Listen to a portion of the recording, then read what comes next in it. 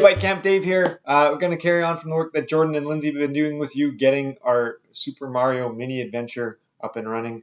We've got a Mario moving side to side, we've got a Goomba dropping, and that's it. So we need to get that Goomba to go back up to the top, otherwise there's not going to be a lot of gameplay after that first drop. There isn't a lot to do. So let's just jump right into the code and see what you guys have. I think you've got something that looks a little bit like this.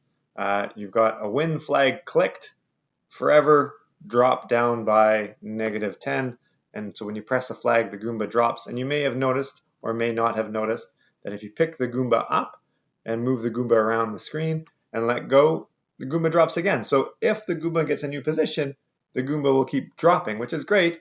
We need that. We just need some way of figuring out how do we know if the Goomba's at the bottom of the screen now? There's the bottom of the screen, and get that Goomba to move back up to the top if it's at the bottom of the screen. So that if-then thing is called a conditional. We'll find those in control.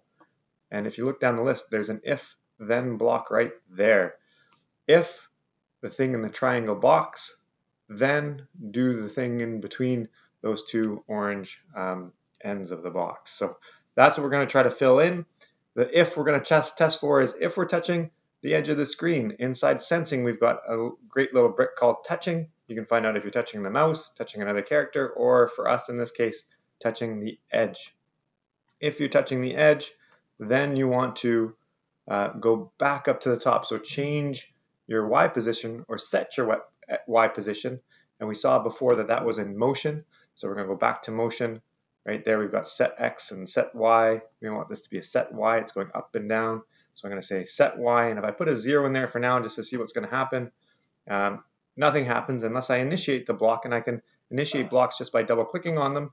And you'll see if I double click on it, it does set that Goomba to 0. And so the question is now, where do we test this? How do we test this? Well, we should test this every time we move. Every time we move is inside this forever loop. Right after we move, we're going to see if we're touching the edge.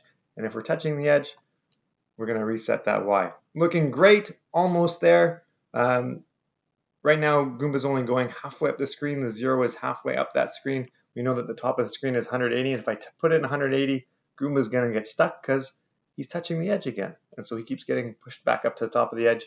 So by trial and error, you're going to find out that if you type in a smaller number like 160, the top of the Goomba isn't touching the edge anymore, and Goomba drops. Still not much gameplay. If you just stand still, the Goomba doesn't touch you. So we're not quite there yet. But in the next episode, we're going to come back and we're going to make that Goomba move around randomly so that we have to do some dodging. See you again soon.